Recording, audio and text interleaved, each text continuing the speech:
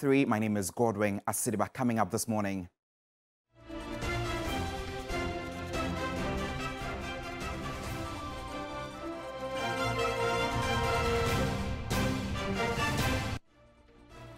In the bulletin, U.S. Vice President Kamala Harris's visit ignites discourse on controversial anti-LGBTQ bill currently before Parliament.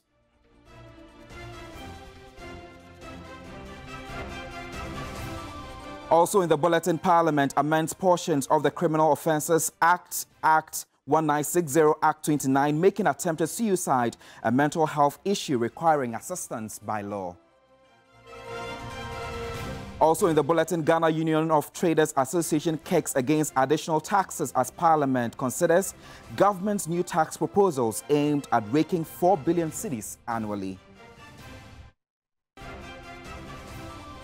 And later on the international front, police released body cam footage from the Nashville school shooting that left 6 people dead, including 3 children. Details of these and some other stories coming your way shortly. Please do stay with us. We're on DSTV channel 279, also streaming across the world on Facebook at TV3 Ghana. Do join us with your thoughts and comments. The details now. Parliament has amended portions of the Criminal Offences Act 1960, Act 29, which makes attempted suicide a crime.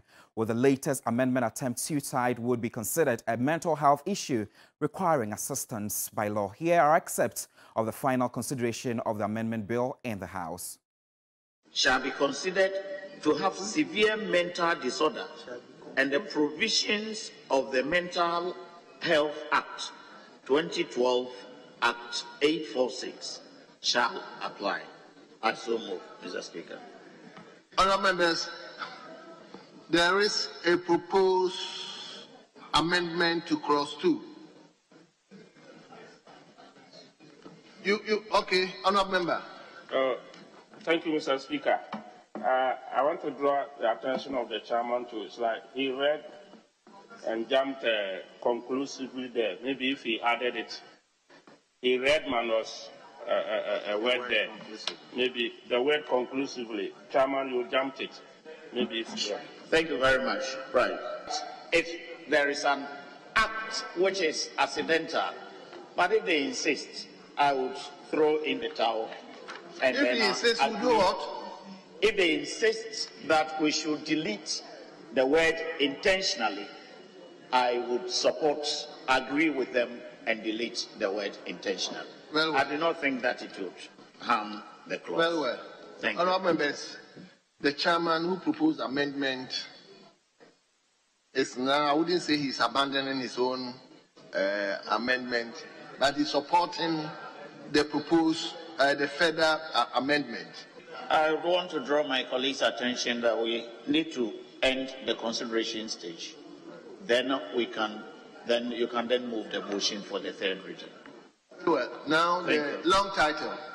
An act to amend the Criminal Offences Act 1960, Act 29, to decriminalise attempted suicide and provide for related matters. Honourable members, the long title has been read to us. All those in favour of the long title say aye. All those against say no. Honourable members, the ayes have it. The long title is hereby adopted. We come to the end of the consideration stage. As the Criminal Offences Amendment Bill 2021, particularly the chairman of the committee, who is a co-sponsor of this particular bill. So, Speaker, all over the world, attempted suicide is being decriminalized in the sense that life is one. For you to decide to take your life, it means you are either going through a psychological problem as a result of which you cannot appreciate the nature and quality of the act. So thank you very much. I thank the committee, all the members of Parliament for supporting us to pass this particular important. Well, the House also appreciates your effort. We'll be getting details subsequently from the Ghana Mental Health Authority on what they make of this particular new development. But still in Parliament, the visit of the Vice U.S. President, Kamala Harris, has triggered the discourse on the controversial anti-LGBTQ bill currently before Parliament. In the last 24 hours, the visiting of the Vice President and President Akufo-Addo and the Speaker of Parliament, Alban Bagbin, have strongly indicated their position on the matter. Kamala has been putting all the loud voices in context. Take a look. It is a touchy subject many are happy to shy away from. But the moment some members of Ghana's parliament, together with the clergy, sponsored a private member's bill in parliament sometime in 2021, it opened the floodgates for conversations and debates. Christians and Muslims are free to pursue their beliefs, but not at the expense of the rights of other people. We want the churches and the mosques to speak out against the attacks on LGBTQ people, against minority groups. Members of the public, civil society organizations, rights groups and advocates have all been heard by Parliament's Constitutional and Legal Affairs Committee, which is considering the controversial Promotion of Proper Human Sexual Rights and Ghanaian Family Values Bill. After a long period of non-action, the subject has been reignited, of course, by the visit of U.S. Vice President Kamala Harris, who maintains a strong stance on the LGBTQ+ debate. I feel very strongly about the importance of supporting the freedom and supporting and fighting for equality among all people, and that all people be treated equally. I will also say that this is an issue that we consider, and I consider, to be a human rights issue, and that will not change. Her Ghanaian counterpart, President Akufo-Addo, attempted this response. The bill is going through the Parliament. It's going through the Parliament. The Attorney General has found it necessary to speak to the committee about it regarding the constitutionality or otherwise of several of its provisions, and the Parliament is dealing with it. It is this aspect of his response that has got Speaker of Parliament Alban Bagbin particularly livid. At the end of the process, I will come in.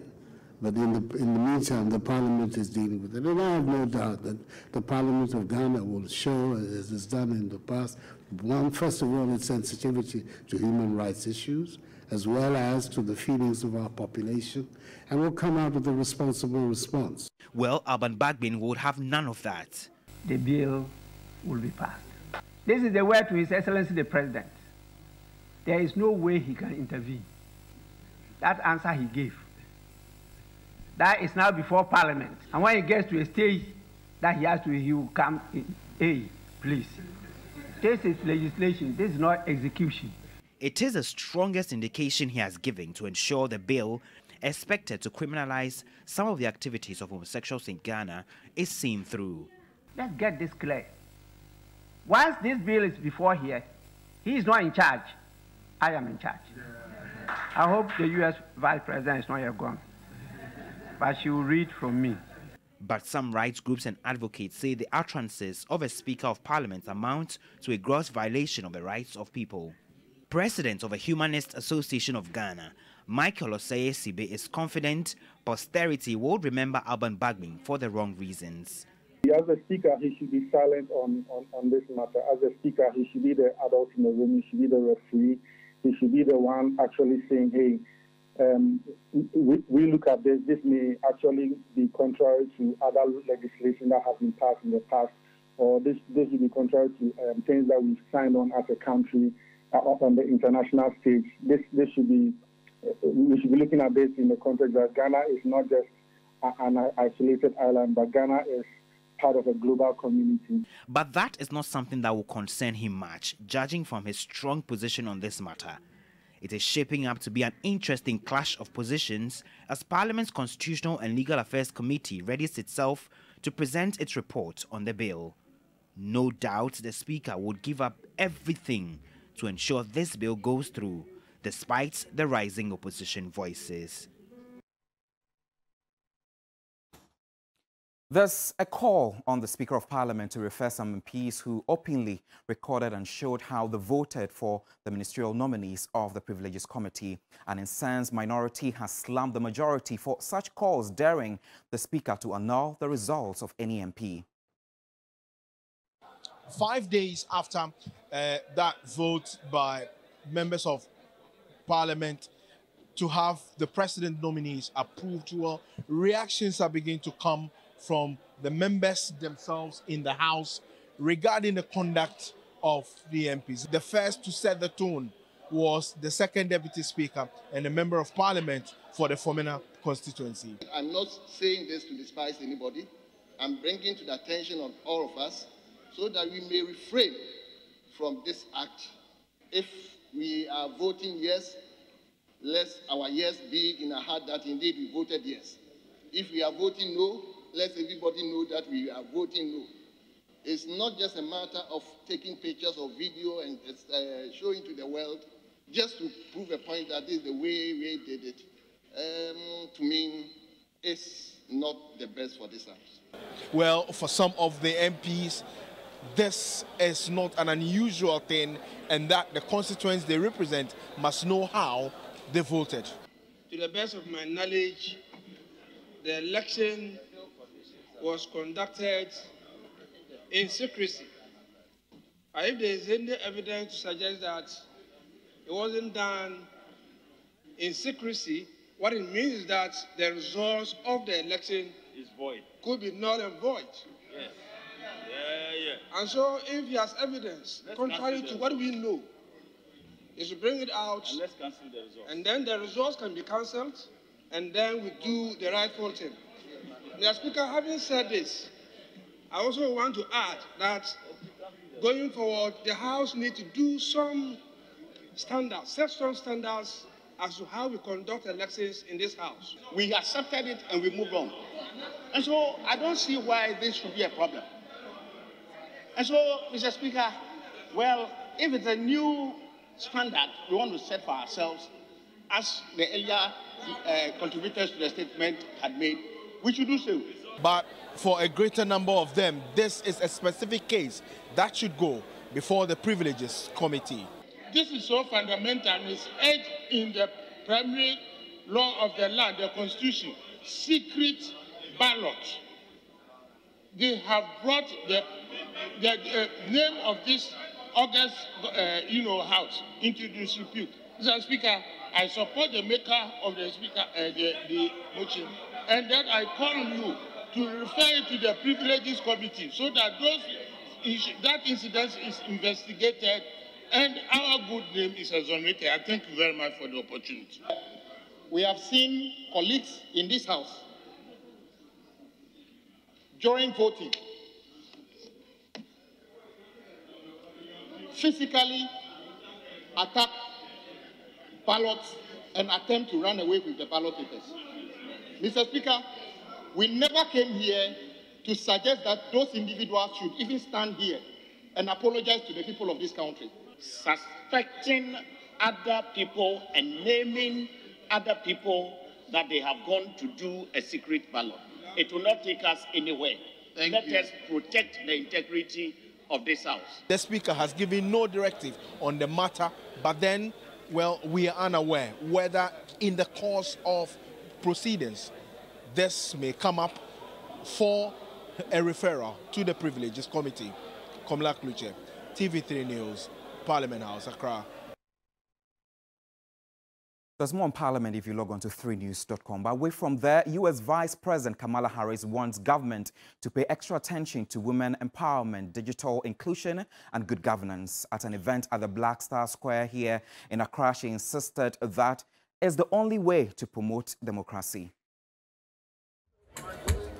In the blistering heat of Accra at the Black Star Square, U.S. Vice President Kamala Harris sought to inspire the continent's youth. A speech that encouraged bold thinking, women empowerment, digital inclusivity, and good governance. Guests started arriving at 8 a.m. when the gates to the Black Star Square were opened. Cameramen working on the ground set up as early as 5 a.m. By the time Kamala Harris arrived, it was 11:30 a.m. Before then, the crowd made up of students, creatives, entrepreneurs, beneficiaries of U.S. exchange programs waited in the baking heat, VIPs with a seat, and everyone was with a complimentary water and fan to deal with the weather. As the crowd waited, there was at least one speech that echoed the need to give women opportunities at major decision-making tables by Shamima Muslim, convener of the Alliance for Women West Africa. It is a story about Ghana, about Africa as a continent that ranks low in many development indices as we make our way up the transformational ladder for better representation of women, for better health care, education, infrastructure, youth employment, amongst others. Kamala Harris's speech mirrored some of that. For about 20 minutes, she told the crowd about the need for more women participation in governance and economic development. Women around the world must be able to fully participate in economic, political, and social life. And they must be able to participate equally, including in leadership roles. It is a key to maximizing global growth and opportunity. However, we see gender disparities around the world, including in the United States. Disparities we must all address. And with digitalization taking over every aspect of life, Vice President Harris added that the U.S. will invest over $1 billion in digital economies of the continent.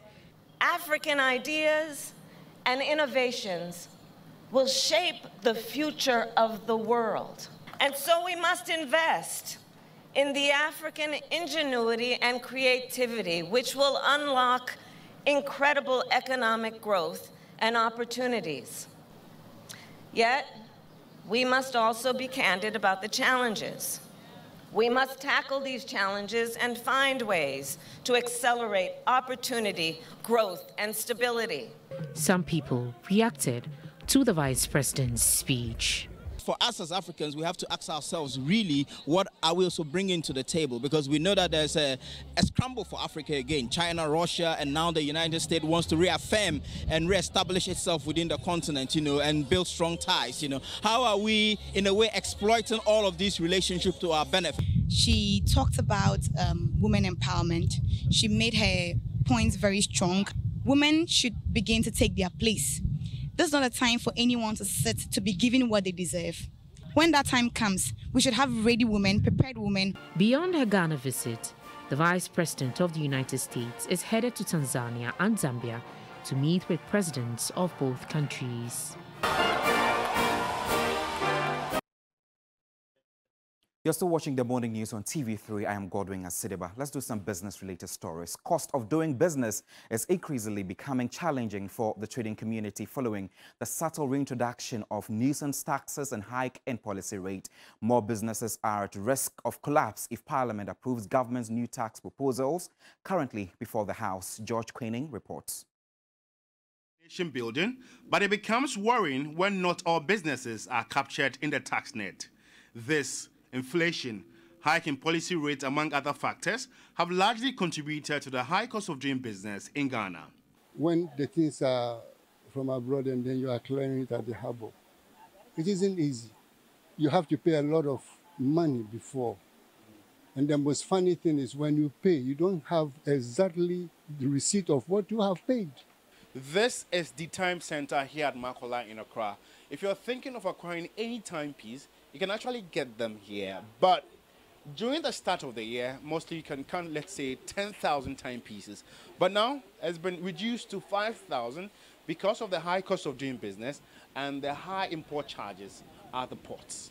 Just Lord Jewelry in Makola in Accra had to downsize the shop attendants owing to some of these challenges. For owner Auntie Joyce, the time is coming where she might close her shop if nothing is done about the predicament of the trading community. The business risks collapse and we may not be able to cater for the family. Government must intervene. Her attendant, Roberta Dodu, fears she might lose her job in due time. My name Madam Neejuma first no na sikana eba fine. Sisi obi kwa bakwa na abobo na First, business was booming, but now customers don't buy anything when we mention the prices of the goods. Our salaries are even compromised. Government in 2017 removed what was deemed nuisance taxes in a bid to lessen the burden on businesses. Although it was aware it could worsen revenue challenges in the short term, they had a firm conviction it would spur growth. Some of the 50 nuisance taxes abolished were 17.5% VAT NHIL on real estate, 17.5% VAT NHIL on financial services, 17.5% VAT NHIL on selected imported medicines not produced locally, import duty on importation of spare parts. Others were reduced National Electrification Scheme levy from 5% to 3%, levies imposed on Kaya by local authorities, 1% special import levy, and excise duty on petroleum. President of the Ghana Union of Traders Association, Dr. Joseph Obeng, says the continuous attribution of Ghana's economic challenges to the Russia-Ukraine war and COVID-19 pandemic should no longer be overstressed as they are the new normal. You are borrowing at 40%, and you will never be competitive because we are not trading in isolation. We are trading with our neighbors. So if you keep on piling these taxes and all that we are trying, succeeding to do is to break the backs of these businesses or simply collapse them. He expects Parliament to be reasonable in its dealings, considering the new tax bills before the House. In situations like this, usually traders pass on the cost onto the final consumer. But for leadership of GUTA, they are skeptical about this very move because the purchasing power of consumers is diminishing and so will affect their turnover in the long run.